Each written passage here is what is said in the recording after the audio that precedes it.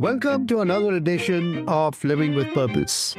Today I have Shelley Winner. She is an extraordinary individual that has gone through an amazing life journey from being incarcerated to having corporate success at Microsoft and now having her own organization, which is helping formerly incarcerated justice impacted folks to get back into society with a meaningful job. So please join me in welcoming Shelley. Shelley, welcome to the podcast.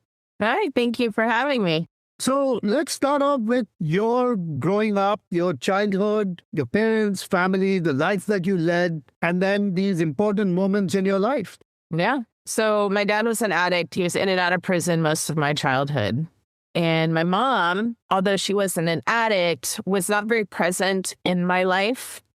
She would usually just drop us off at another family member's house and leave us there while she went out with her boyfriends. Because, my dad was always in prison. So she was always seeking the next man to fill his spot. I guess that was her addiction.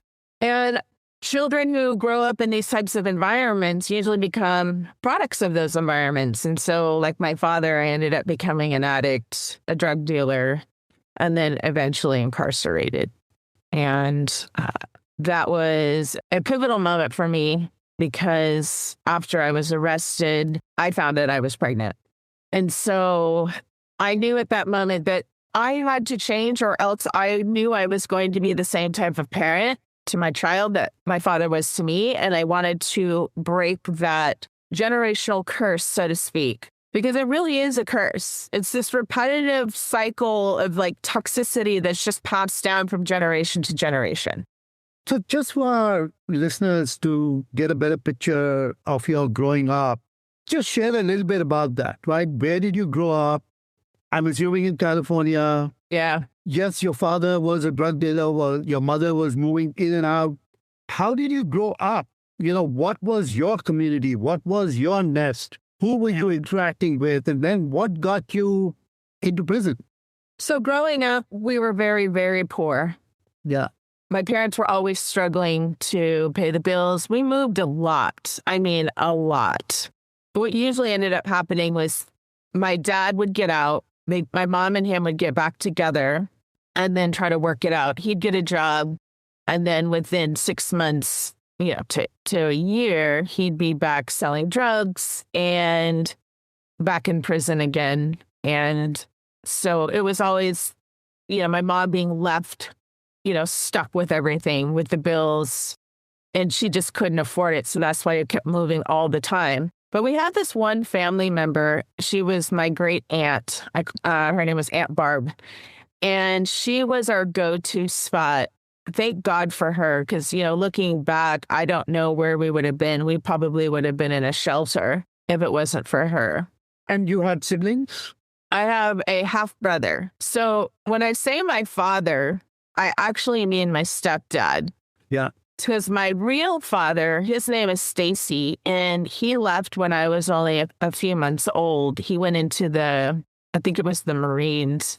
And then my mom shortly after met my stepdad, Ron. And so that's who raised me. And that's who I grew up to know as my father. And he always treated me as if I was his own, even though he had his issues. But he did the best that he could. And I'll tell you this, I always felt loved by him. Him and I were very close. With my mom, I didn't feel loved by her. Isn't that weird? Yeah. So you're growing up in this complicated environment. You're moving all around, and I'm assuming some part of California, or was it a different state? No, it was California. I was born in Carmichael, California, and that's where my great aunt lived. So when we weren't living with my great aunt, we lived in various spots throughout Sacramento. We lived downtown. We lived in Carmichael. We lived in Fair Oaks. There's all these different subdivisions of Sacramento. But we always lived, my parents did the best that they could with the skills that they had, which wasn't a lot. My mom was 18 when she gave birth to me. Yeah. So they were kids having kids. They didn't know anything about parenting. And then my grandma, my mom's mom, was toxic. My dad's mom wasn't, but my dad's dad, my stepdad's dad, was very toxic and abusive. And so my parents, ended up becoming products of their environment. And so when they had me, they just did the best that they could to raise me. But, obviously they weren't perfect. So with this thing, you're obviously going to school. How was that? Or you were not going to school? So talk a little bit about that impact. Yeah, I went to a bunch of different schools. I couldn't even, elementary schools. I probably went to 5 or 6 different elementary schools. And then it got to be so bad that when I was in junior high, I told my mom, because we had moved back in with my great aunt. Right. And I said, listen, Mom, I am not going to, go to all these different schools. Like, I want to stay in this school that I'm in now and continue that path. And so she did her best to keep me in school, which I was able to stay in my junior high, and then my high school, I was able to stay throughout the rest of my 4 years. So that was good. We weren't moving all around. I had the stability and the structure at my, I shouldn't say structure, but we had the stability of my great aunt's home, which was nice. And she was very loving, but she was older. And so when my mom would drop me and my brother off, we basically did whatever the hell we wanted because, she was an old lady. And so I started hanging out with friends that were more like my dad and who liked to party. No. And then my dad, when he would get out, he never tried to be like a dad. He just tried to be like the cool friend. And that's how he was with me. That's how he interacted with me and my friends. And at one point, I lived with him for a brief period. I was a freshman in high school. He was getting ready to get out, so my mom helped him get his own place. It was actually right down the street from her house. And we went and moved in with him. And things were great for a couple months. And then he got back on drugs and started selling drugs. And then eventually he started selling drugs to my friends, Yeah. And he told me, him trying to be such a cool dad, he told me there was one rule of the house, that if I ever wanted to do any hard drugs, that I had to do them with him. And that was just weird to me. Yeah, I had started experimenting with drugs at that point, but just weed and alcohol. And the thought of doing drugs with my dad, I don't know, it kind of weirded me out. Yeah. So here you are in that family. And then what age did you get arrested and incarcerated? I've been arrested a few different times, but they were just, misdemeanor charges.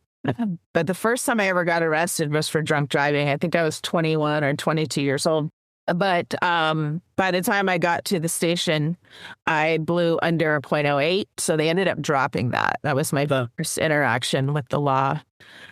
And then later on, I started using methamphetamines.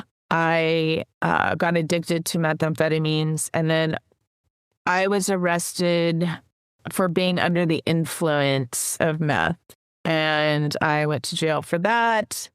I went to jail. My husband at the time, not Jeremiah. I was married once before. This guy named Andrew was a meth addict as well. We were both, on drugs, and we eloped. Went to Tahoe and eloped. Well, he was really into making counterfeit money. And so he sent me into the store one day to get some groceries and gave me the counterfeit money. And they detected it. And so they ended up calling the police. And I got arrested for using counterfeit money. That one got dropped down to an infraction, which is basically like a speeding ticket. So, and then I was arrested. And then I was arrested another time for domestic violence. My husband was very abusive. And so being in that environment, and I'd never been with like an abusive guy in my entire life until I married him. And one time he headbutted me in my face, and broke my eye socket. No. Yeah. And it got to the point I was done. I started fighting back. And there was this one time he gave me a ride and we got into an argument and he was standing outside of my window talking to me and he tried to punch me. And so I hit the gas, went up, drove a little bit down the street, turned around, and he was standing in the middle of the street.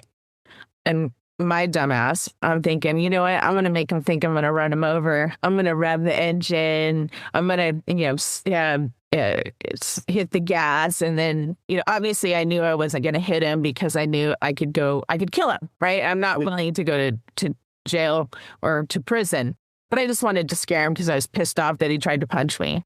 So I'm chasing him with my car and he calls the police while I'm doing this. And they arrested me for attempted assault with a deadly weapon. When he's really the one who should have been arrested. Yeah, I shouldn't have been chasing with the car, but I was also high on drugs and I was also being abused by him. And I just made a very poor decision to retaliate or to scare him. And he called the police on me. And so did that become your major arrest then? No, that one was just a misdemeanor. Okay. Never had any felony charges.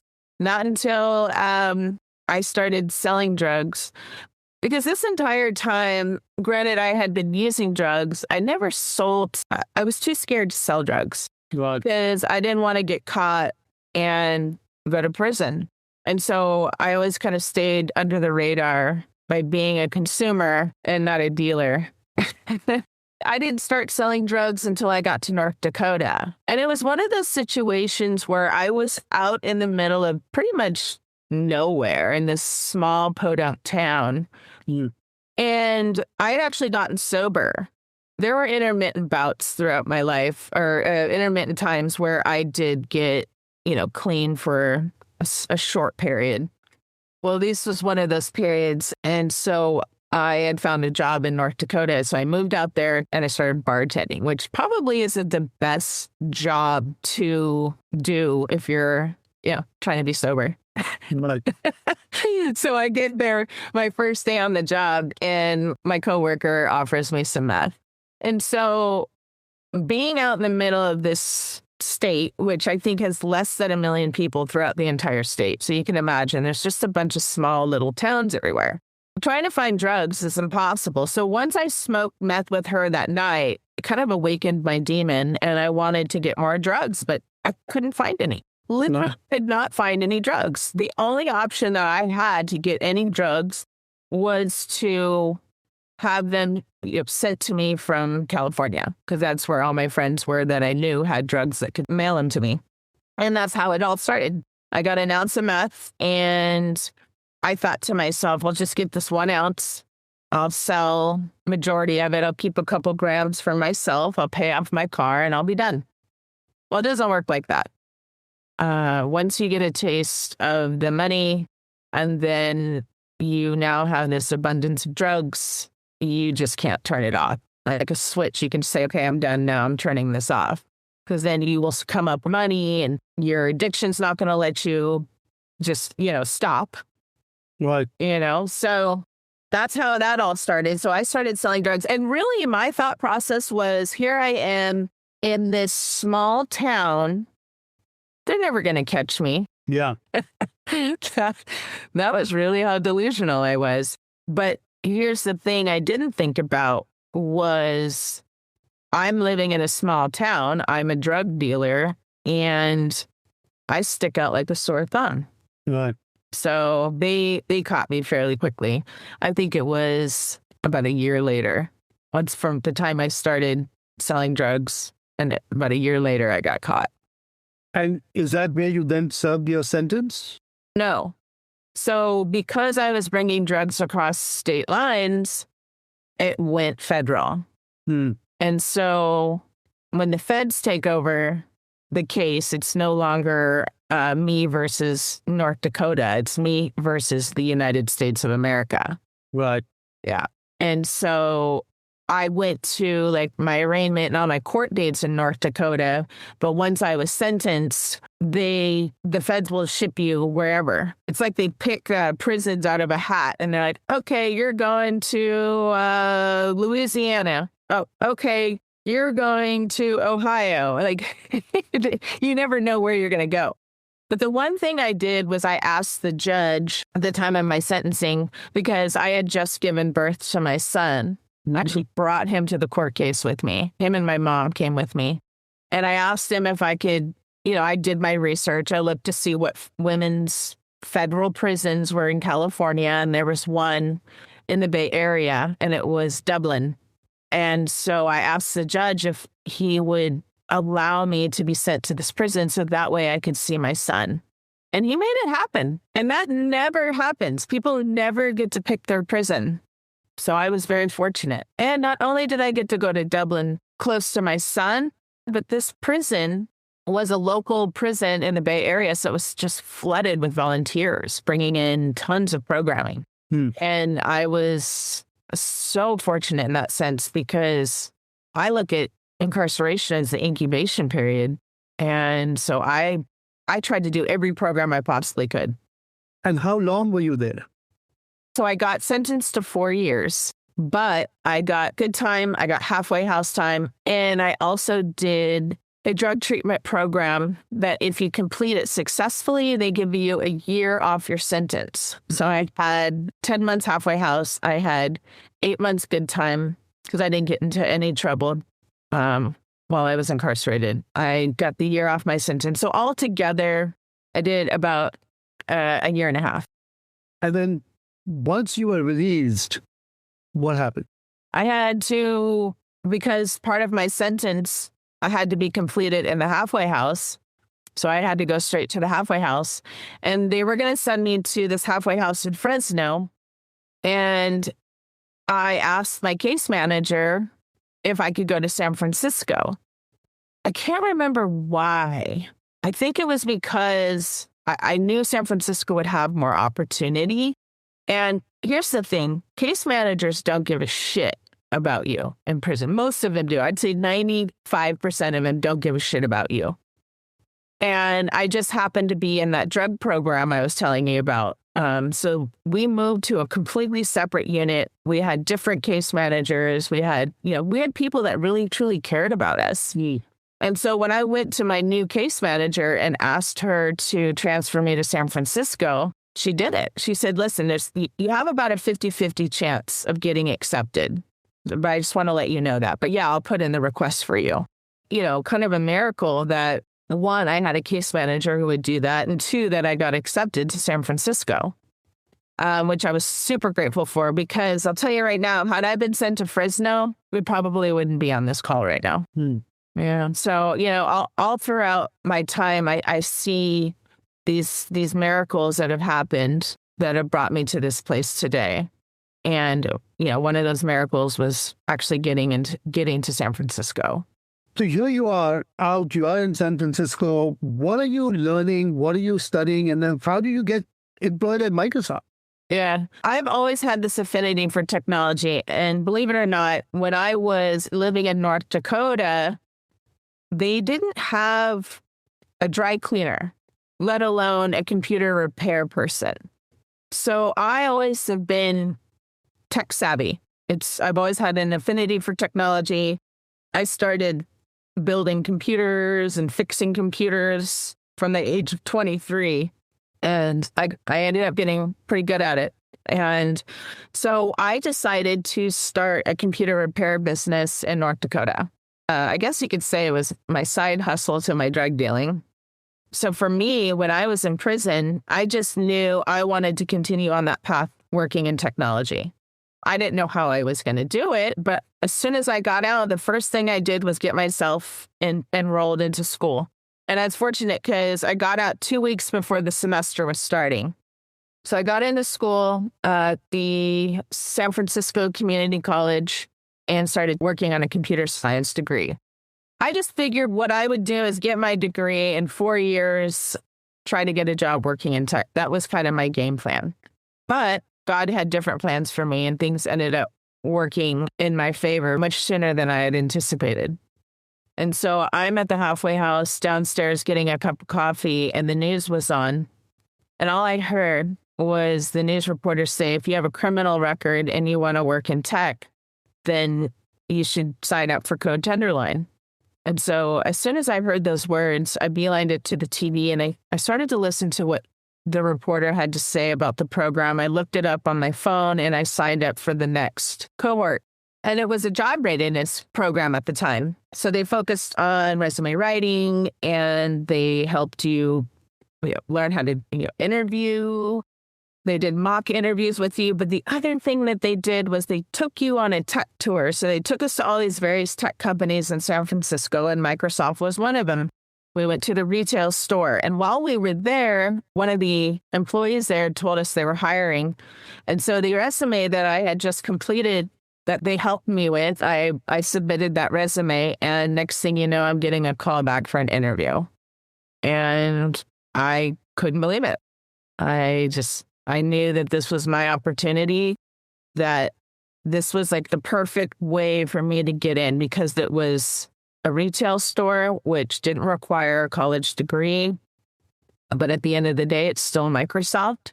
And so if I could get my foot in the door here, then what I could do was just work really hard and then somehow work my way into corporate. That was really my game plan. That was it, to figure that out. It wasn't that easy. No, it wasn't that easy. There were issues with your job that you got. So talk a little bit about that. Yeah. So the initial interview, I did so well that she hired me on the spot. But then she told me that the job offer was contingent upon the background check passing. And that's when I knew I was in trouble. That's when I knew that this opportunity is probably going to be ripped away from me. And so I told her, I was honest with her about the fact that I had just gotten out of prison. I told her it's not who I am today, but I just wanted to let her know because it's going to get flagged.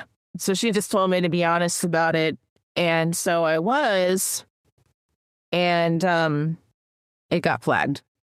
And they gave me 3 to 5 days to respond. And I did. I responded with a heartfelt letter telling them a little bit about what I had done wrong, but really trying to focus on the person that I had become and the fact that I had turned my life around. And then all of those certificates that I had from the various programs I completed while I was incarcerated, I scanned those all to my cloud drive and I attached them to the letter. And I just really, my hope was for them to see me for who I was today.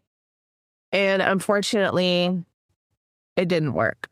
I had a feeling it wouldn't either, because it's very black and white when it comes to your background checks with a lot of companies.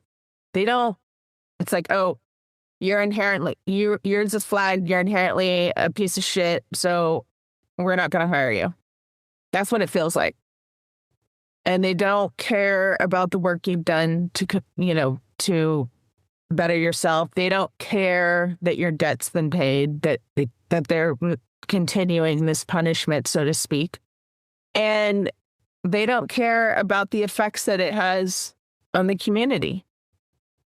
And it was really heartbreaking when they came back after they read my letter and saw all the certificates, and because I was able to prove I was rehabilitated. Yeah. And they still said, sorry. So you got rejected. So how did you respond? Yeah. So what I was going to go into, which is interesting and ironic at the same time, is while we were waiting for the background check results to come, I had to do all of the onboarding. And so that means, I fill out all the paperwork. I pick my medical, dental, vision insurance, all of that. Well, on one of the emails they'd sent me, at the bottom of the email, it said, if you have a criminal record and you've been discriminated against, contact the Fair Chance Ordinance. And it had a link to their website. And I just remember reading that and being like, what the heck is this? So I click on the link and I was amazed at what I read. I mean, basically, it stated that Microsoft had to hire me. I fit all of the criteria of this law. I mean, it was like check, check, check. Oh, in San Francisco city limits, check. Over 500 employees, check. Proof of rehabilitation, check. Character reference letters, check. I had it all. And so I told my dad, I told my mom about it. And my dad's like, he's like, oh, I never heard of such a law. They're not going to that law can't make Microsoft hire you. That's just stupid. And I said, I don't know, Dad, we'll see, And so ultimately, they came back and said, we don't want to hire you. And that was devastating for me because I really felt like I'm never going to be able to move on from my past. Like, this is always going to hinder me. And it's not fair because I knew that I had changed and I wanted a better life for myself. And I wanted to provide a better life, not just for me, but for my son. And, here was this opportunity of a lifetime and it was taken away because of somebody who I wasn't even anymore. Wasn't that drug dealer. I wasn't addicted to drugs. I had done all this personal development. And so I was very confused when they rescinded my job offer, considering the fact that they sent me the information about this fair chance ordinance. Because clearly they knew about it. But then if they knew about it, why would they rescind my job offer if I checked all the boxes? So I just called them. Honestly, I figured there was a loophole in the law that Microsoft leveraged to not hire me. But I still called the Fair Chance Ordinance just to make sure. And they told me they'd never fought a company this big. And the biggest company they'd ever fought was Foot Locker. Now, she told me she was telling me this because she wanted to prepare me for basically a roller coaster ride. And that at the end of the day, although it is the law, Microsoft really didn't have to hire me. All that would happen to Microsoft if they didn't hire me was they would get fined like $250. And I'm like, are you kidding me? That's their consequence? Like, there's no way we're going to win. Yeah. I'm like, oh, shit. Okay. What do I do? What do I do? And I'm thinking to myself, like, do I want to put myself through this? Because at the end of the day, I mean, the consequences are nothing. But then my rational thinking kicked in and said, you know what, Shelley, if you don't do it, you'll always be left with what if. And so I told the lady at the Fair Chance Ordinance, I said, let's do it. Let's go. So I went toe to toe with Microsoft, one of the biggest tech companies in the world. And let me tell you, it was one of the most, it was probably one of the scariest things I'd ever done. Right. And every fiber of my being wanted to not be dealing with this. It was scary. I felt like I was just going to waste my time and I was going to put myself through all this stress. And then at the end, I wouldn't get the job anyway. So it's like, what the hell? But every time I'd hear those limiting beliefs, I'd be like, nope, I got to. Nope, I got to. Nope, I got to. Keep pushing forward.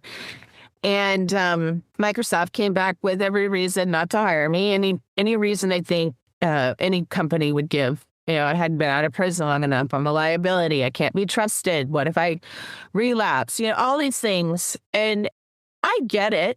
I get their hesitancy because you have to understand this is coming from a legacy mindset. This is what's been instilled into society since the 70s, the 80s, right? Is this mindset about people who go to prison are bad people and don't deserve chances.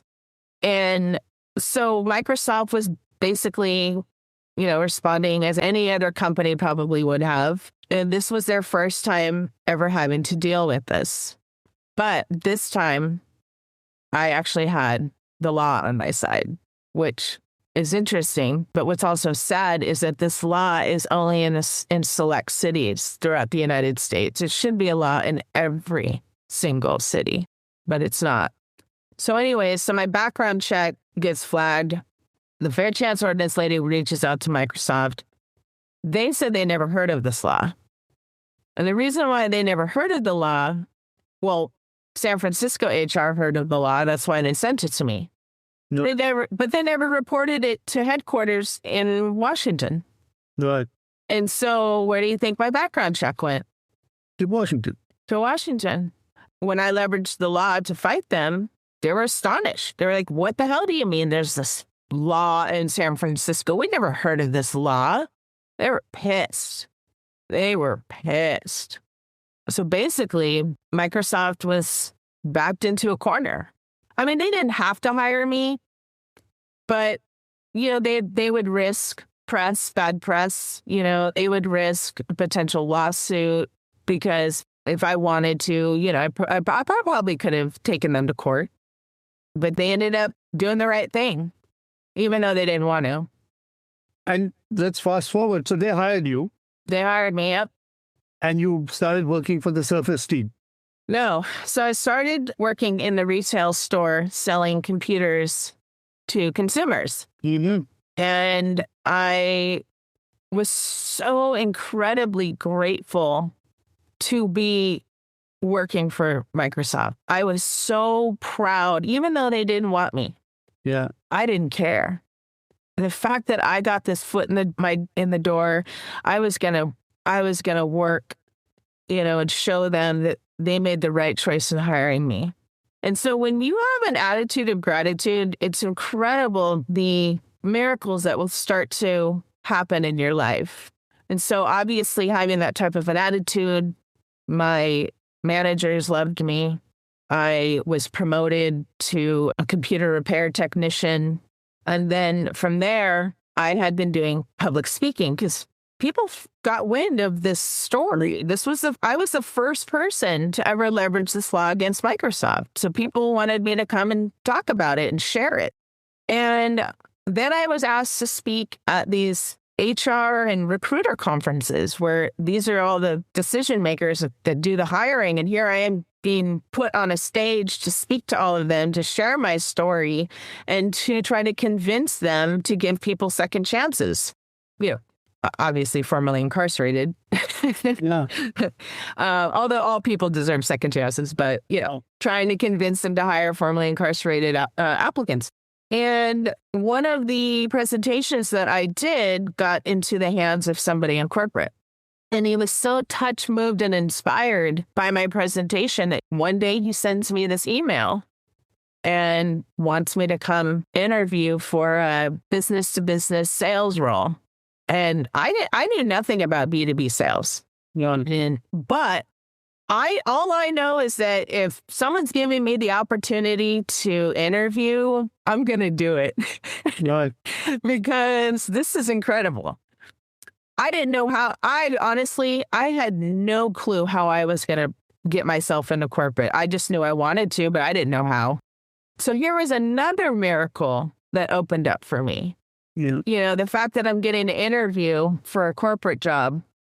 So I bought this book called The Challenger because that's what the sales methodology that Microsoft uses. I studied the book. I wrote notes. I mean, I walked into that interview so prepared and ready to answer any question they had.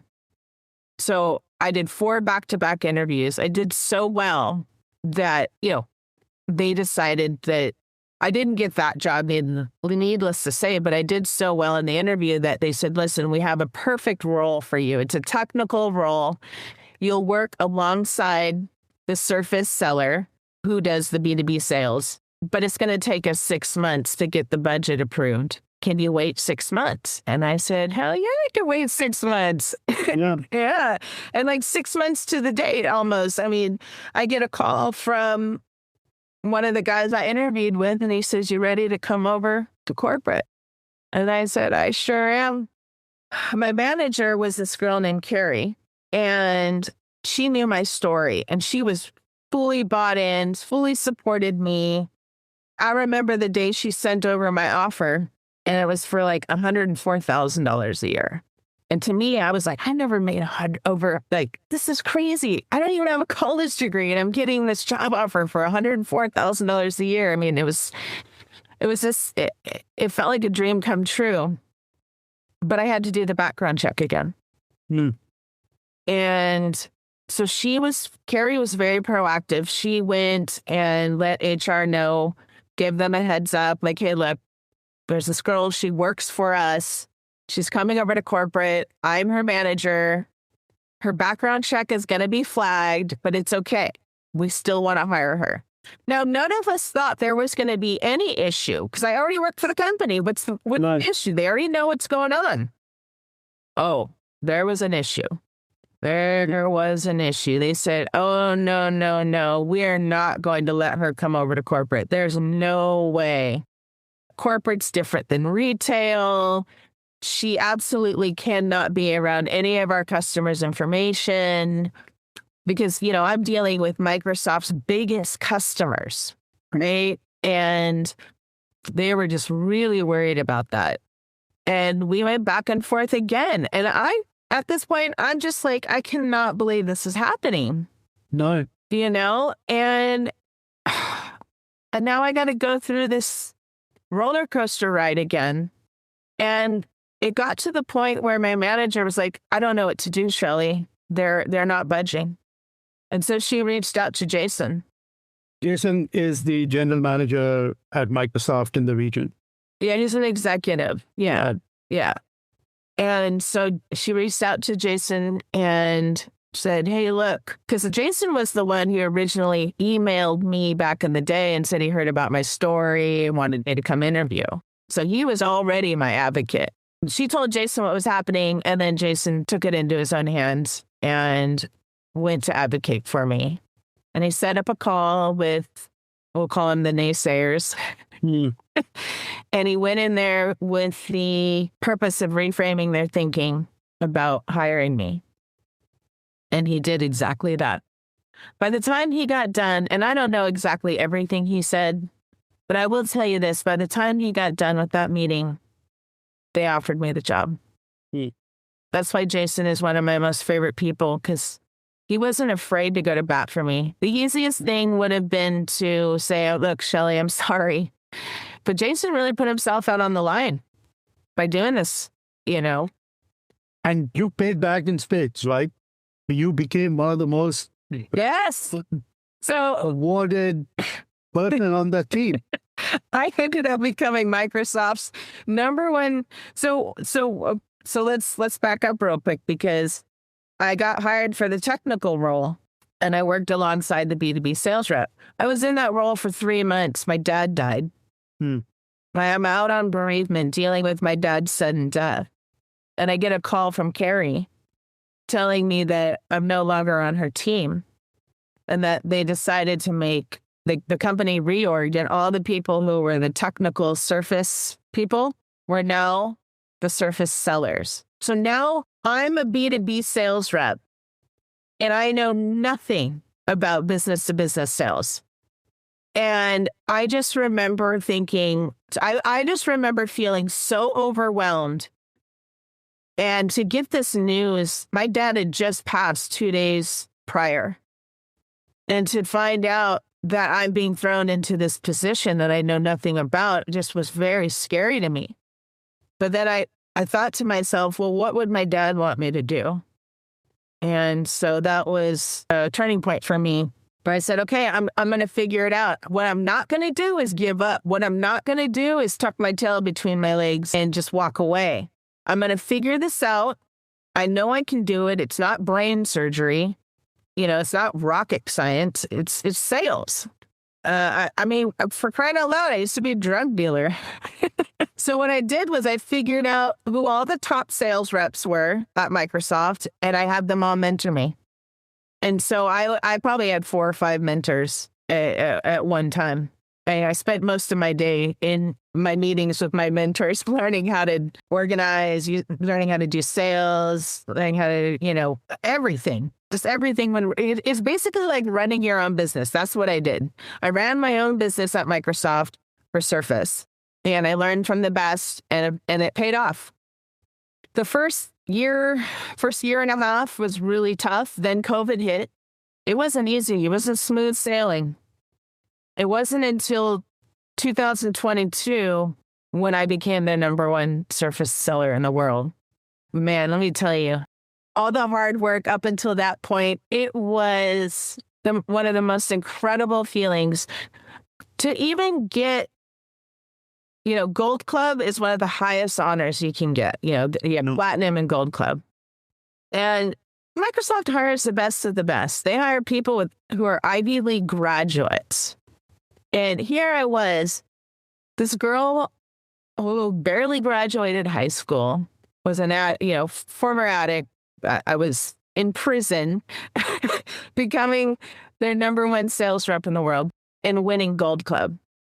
It was what I had dreamed about. It was what I had written down. I'm all about whatever my vision is, I write it down. Whatever my goals are, I write it down, and what I want to achieve. Looking back on my journal, right, and saying that literally word for word, I want to become the number one sales rep at Microsoft.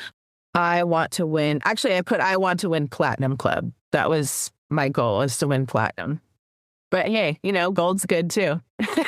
So this is a great way to kind of segue into the whole, your thoughts on purpose and the importance of purpose. Clearly, once that transformation happened for you, purpose took over, that has got you to this point. So talk a little bit about the importance of purpose. Yeah. Back when I was getting out of prison, my purpose was to find a job and be a contributing member of society, but not only just find a job, but have a career where I was making a living wage. But as I achieved these milestones and I started climbing the mountain and reaching the top of the mountain, my purpose then changed. And so for me, I started to see the impact that my story had on people, not just incarcerated or formerly incarcerated, but people in general. So for me, it was like, okay, I was given this crazy journey and this incredible story for a reason, and I need to use it to help others. Stories are so powerful. I mean, stories will change the world. Yeah. So for me, that's great. I became the number one sales rep. I made lots of money. Okay, but this isn't really where my heart's at. And it got to a point where I knew I wasn't living my destiny or my purpose at Microsoft anymore. Now it was like, what can I do to help others? So then I started a company called Winner's Circle, and it's an in-prison rehabilitative and vocational training program. But it's all digital because there's so many hurdles and there's so many barriers to in-person programming. And I figured, you know what, I'm going to create a platform where we could bypass all those barriers, whether it's staff, lack of staff, whether it's lockdowns, whether it's lack of space, whether it's just staff who doesn't care and doesn't want to help, the incarcerated community.